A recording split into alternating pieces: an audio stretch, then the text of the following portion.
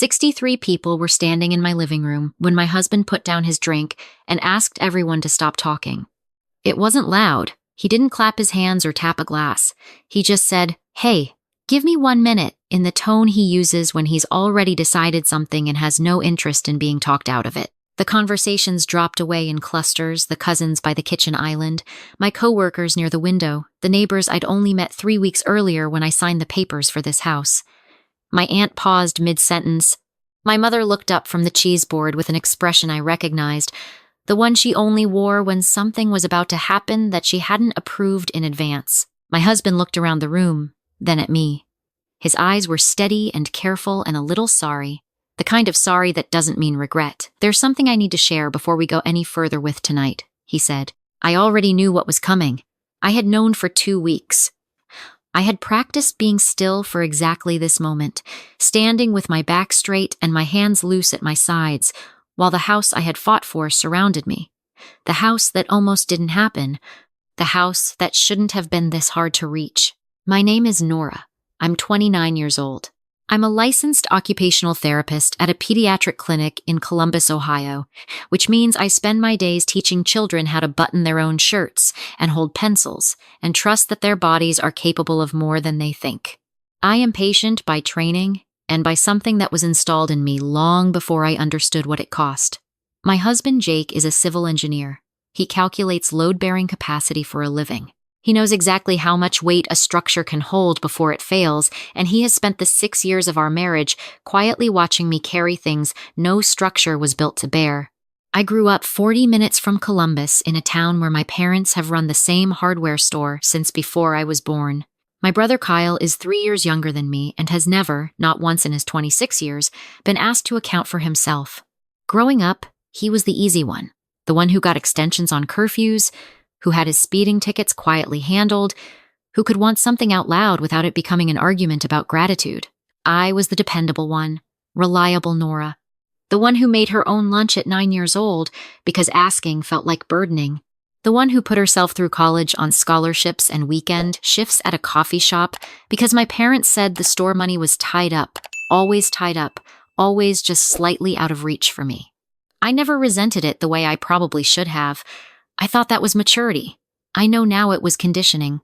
When you grow up in a house where your needs are treated as inconveniences, you eventually stop noticing your own hunger. I met Jake my senior year of college at a study session for a class we both needed, and neither of us wanted to take. He asked me once, early on, why I apologized so much. I didn't have an answer. I'd never noticed I was doing it. When Jake and I decided to buy a house, it felt enormous and right, and slightly unreal. The way most good things felt to me. Like I kept waiting for someone to explain why I didn't actually deserve it. We had saved carefully for 3 years. We had a down payment that was almost enough, and I knew we were close enough that a little help would make the difference between the house with the good school district and the one with the leaking roof on the wrong side of the highway. That's when I remembered the fund. My grandfather on my mother's side had died when I was 15. He was a quiet man who kept a journal and grew tomatoes and believed very seriously that women should have their own money. After the estate was settled, my mother told me he had set something aside. "A fund," she said. "For you, for when you need it, for something real, a house maybe, or school. He wanted you to have a foundation." I had asked about it once in my early 20s, and my mother had said it was managed by my parents in trust. Growing, not to worry. I had not worried. I had not asked again, because in my family asking for proof was the same as accusing someone of a crime, and I had been trained since childhood to keep the peace at the cost of my own clarity. It was Jake who brought it up again the night we came home from the bank meeting. Spreadsheets scattered on the kitchen table, the gap between what we had and what we needed, sitting between us like a polite problem. "Your grandfather's fund," he said carefully. "You've never seen a statement." "My parents manage it," I said, which was not an answer, and we both knew it. He looked at me for a moment, not pushing, just looking, the way he does when he's calculating something he doesn't want to get wrong. "How much was it supposed to be?" he asked. I thought back to what little I had been told, a number mentioned once in passing when I was 17, breezily, like it was more than I could understand. "I think somewhere around 50 or 60,000, I said. "Maybe more. Depending on how it grew. Jake nodded slowly. He didn't say anything else that night. But I watched him get up quietly and open his laptop, and I knew what that meant. Jake doesn't ask questions he can't answer. He finds the answer first, and then he asks the question. The next morning he made coffee and didn't bring it up. The morning after that, same thing. I let him work. I trusted his process the way I had learned to trust it, with patience and without pushing. The call from my mother came on a Tuesday. I was in the clinic between sessions, eating a granola bar over the sink and thinking about a patient who'd made real progress that morning, when her name appeared on my screen. I answered because I always answered. That was another thing Jake had been quietly, gently working on with me. So, my mother said, in the tone that meant she'd already made a decision and was presenting it as a conversation. You know, Kyle proposed to Megan. I did know. Kyle had proposed 2 months earlier with a ring that made my coworker audibly gasp when I showed her the photo. It was large and brilliant, and did not look like something purchased on a hardware store manager's salary. I had congratulated him warmly and not asked how he paid for it. The engagement party is set, my mother continued. 3rd Saturday of next month. We've rented out the back room at Lantern House. She paused. It seats 80. Lantern House was the nicest event venue in our county. I had priced it once for a work holiday party and quietly closed the tab. That's exciting, I said, and meant it. Here's the thing, she said, and here it was. The pivot I had learned to brace for the way you brace before a wave. Your closing date. I had been scheduled to close on the house in 41 days. The date had been set for 6 weeks. My realtor had already coordinated with the sellers and the title company. What about it? I asked, though my stomach already knew. It's the same weekend, she said, breezy, unbothered, like she was pointing out overlapping dentist appointments. Kyle's party is Saturday. Your closing is Friday. We're going to need the whole weekend for setup and family. Dad and I can't be in 2 places. I blinked at the wall of the break room. My closing is a legal appointment, I said. I can't move it because of a party. Her inhale was quick and sharp, the warning sound. It's not just a party, Nora. It's your brother's engagement. You know how much this means to him. I had heard that sentence my entire life in different configurations. You know how much this means to him. I wanted to ask when something had last meant something to me in our family, but I already knew the answer and it had nothing to do with that question. I'm not moving the closing, I said, but you don't need to be at my closing. You can go to setup. A pause. Then her voice shifted into the register I had learned as a child meant punishment was being considered. We were hoping you'd come to the party too. I'll be there Saturday evening, I said. We need help Friday. I'll be closing on my house Friday. The conversation ended without resolution, which in our family meant the resolution would come from my father, who called 2 days later. My father did not do warmth. He did not do negotiation. He did decisions, stated flatly, with the confidence of a man who had never been seriously challenged by anyone he was related to. This party matters to this family, he said.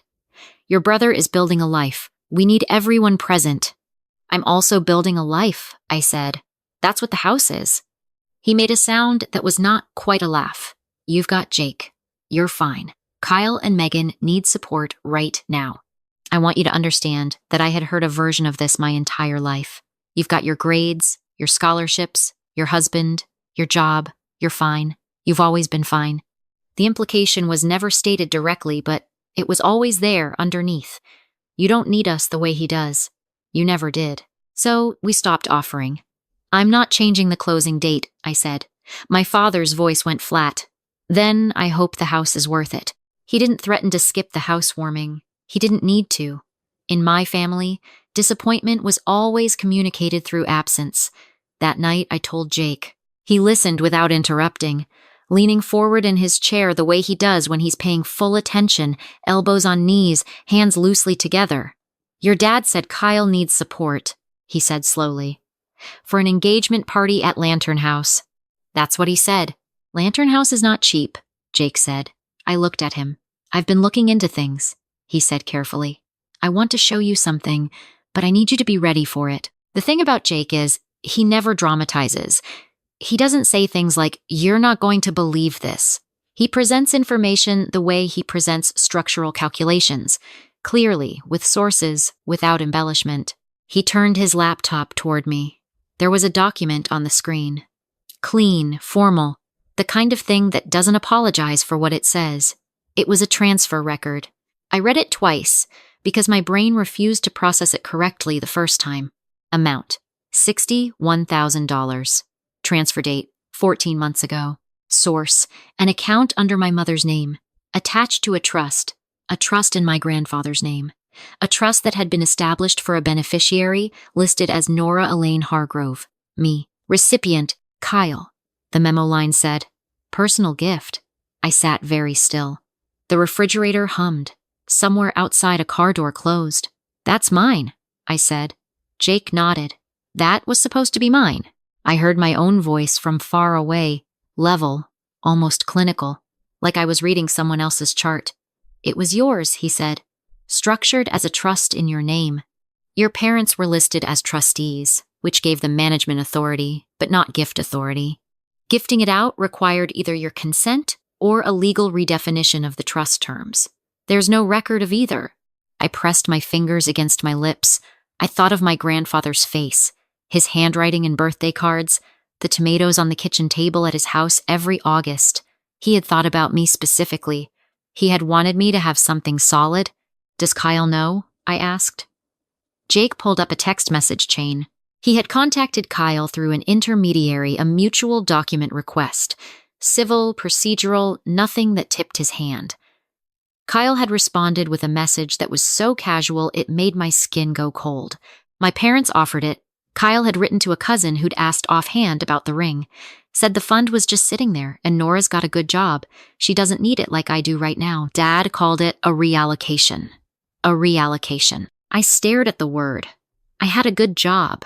So, the money that my grandfather had left me specifically, for a house or a foundation or something real, had been quietly reallocated to my brother for a ring, and, I now understood, a venue that seated 80 people. I did not scream. I did not cry. Something inside me went very quiet and very sharp, like a blade being cleaned. Jake watched me carefully. "We have options," he said. "I've already spoken to a lawyer. He had made an appointment without telling me, not because he wanted to hide it, but because he wanted to have answers before he asked me anything. That is one of the truest things about him." The lawyer was a woman named Patricia, who had a framed photo of a golden retriever on her desk and looked at documents the way surgeons look at scans.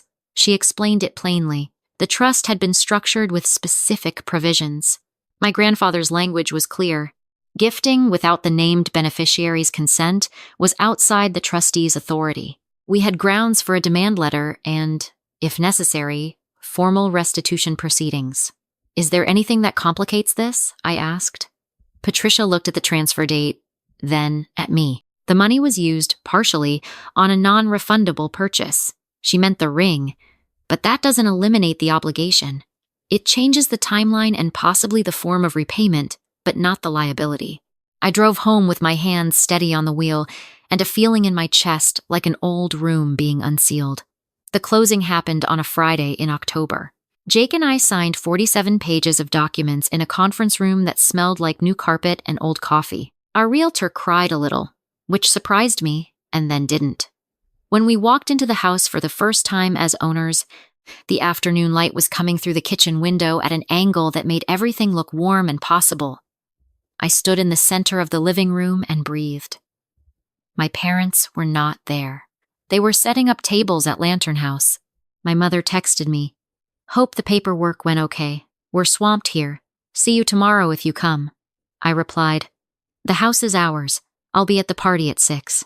She sent back a thumbs up emoji. I went to the party.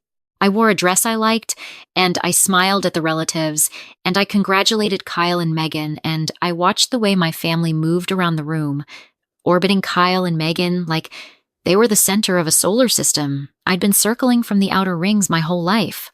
I did not cause a scene. I did not bring up the fund. I accepted a glass of champagne, and I watched my brother touch the ring on Megan's finger with the kind of pride that only works when you don't know the cost of what you're holding. My mother pulled me aside near the dessert table and told me she was glad I had made it. I nodded. She said she hoped I understood that family meant compromise, I said I understood a lot of things that I hadn't understood before. She looked at me the way people look at you when they can tell something has changed, but they can't identify what. I smiled and went to find Jake. 3 weeks after closing, we had our housewarming. It was Jake's idea, actually. Not immediately, not obviously. He suggested it the way he suggests most things, quietly, while doing something else. We should have people over, he said one evening. Properly. All the family. Show them the house. I looked at him. He looked at me. The silence between us held more information than most conversations do. Okay, I said. We invited 63 people. My parents came, which I had expected. My brother and Megan came, which I had also expected.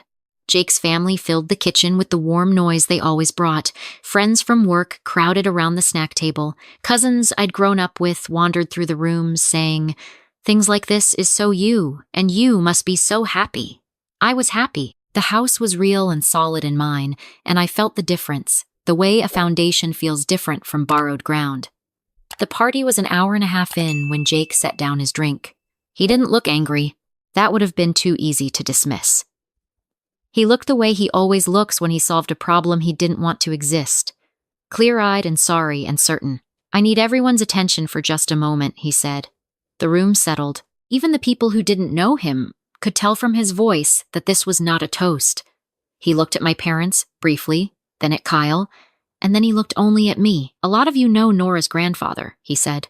"Some of you were close to him. He was a man who cared about people having solid ground under their feet." He paused. Before he died, he set aside a significant amount of money in a trust specifically for Nora. For a house, for a foundation, was the word he used. The room was very quiet. That fund was managed by Nora's parents as trustees, Jake continued. 14 months ago, without Nora's knowledge or consent, $61,000 was transferred from that trust to her brother. Someone near the kitchen doorway made a sound. I didn't look to see who it was. My father stood up from the couch. "Jake, I'm almost done," Jake said, not unkindly, just factually. My father sat back down. "The money went toward an engagement ring and an event venue," Jake said. "Nora found out 2 weeks before her closing date. She did not cancel the party. She did not say a word to anyone. She signed her closing documents, and she showed up at the engagement party with a smile because that's what she's always done." He stopped, let the room sit in that. Then he said, his voice quieter but the room so still that everyone heard it anyway. "Nora has spent her whole life being told she was fine, that she didn't need things the way others did, that her stability was a reason to take from her rather than a reason to be proud of her. I'm done watching that be treated like it's normal. I had made a decision weeks ago that I would not cry at this party. I was not entirely successful. It was fast. 2 hot tears that I wiped before they became anything more.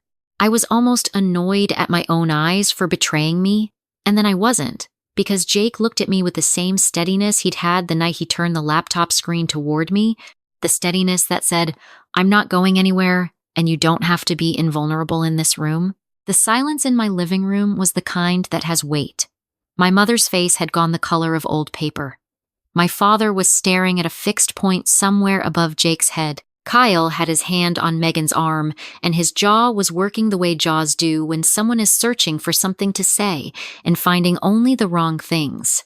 My aunt, my father's sister, a woman who had driven 3 hours and brought a lasagna, said quietly, from across the room, "Is that true?" No one answered, which was its own kind of answer. The demand letter had already been sent by that point. Patricia had drafted it the week after our closing, clean and specific, citing the trust language and the transfer documentation. My parents had received it 4 days before the housewarming. They had called twice my mother in the voice of someone who had been mortally wounded, my father in the flat declarative of a man who was not accustomed to losing. They had not offered restitution. They had offered explanations, which were not the same thing. Jake had sent back 1 email, 3 sentences. "We are not interested in explanations. We are interested in the amount specified. Here is the repayment structure our attorney has proposed." We had not heard back before the party. I think that was part of why Jake chose the housewarming. Not to humiliate anyone, I want to be clear about that.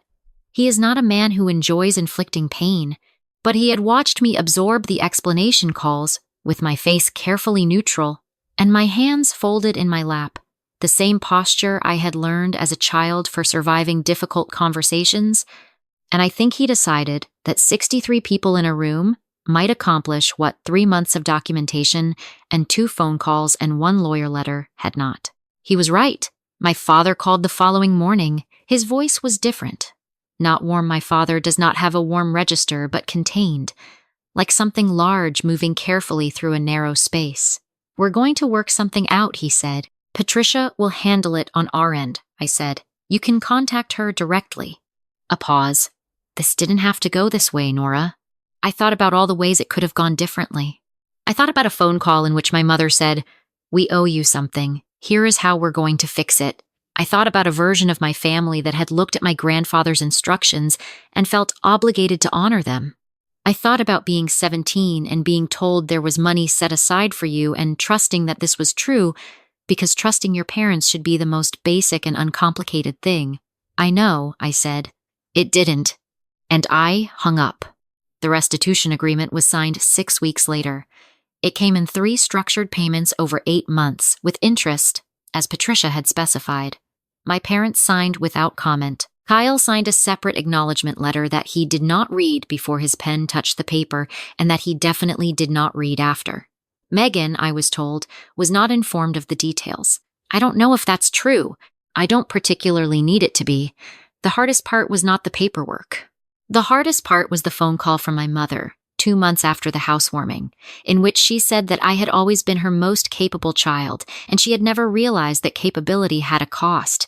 I did not know what to do with that sentence. I still don't, entirely. It is not an apology. It is not nothing. It lives somewhere in the space between the two, and I have stopped trying to decide what to do with it before I'm ready. I did not resume normal family contact after the restitution. Not immediately. Not the way you pick up a conversation that was briefly interrupted. I let the phone ring sometimes. I let holidays be quiet. I let my father's voice in my head, the one that had always told me my stability made me less important, get a little softer, a little further away, until I could hear it without automatically believing it. Jake and I painted the bedroom in November. I had picked a color called sea glass, which is green, but also isn't, and the afternoon we finished, I stood in the doorway and looked at the walls I had chosen in the house I had paid for, and felt something that took me a moment to identify correctly. It was just mine. Not earned through self-erasure, not borrowed against my own silence, not allocated to me after everyone else's needs had been sorted. Just mine, by right, by law, by the clear intention of a man who had grown tomatoes and believed in solid foundations and had thought specifically of me. That's the thing nobody tells you about growing up, as the easy child, the fine one, the one who never needed anything. You become so accustomed to having your abundance used as a reason to give you less that you start to confuse sufficiency with worthiness. You start to think that needing things is a flaw, that asking for what's yours is greed dressed up as fairness. My grandfather knew better. He wrote it down. He named me specifically. And when my husband stood up in that living room full of people and said it out loud, I understood for the first time what it felt like to have someone refuse to let the truth stay polite.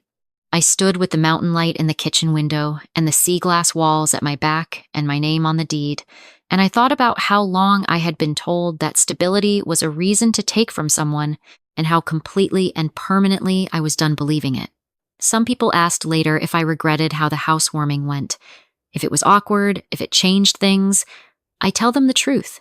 It changed everything, and I regret nothing.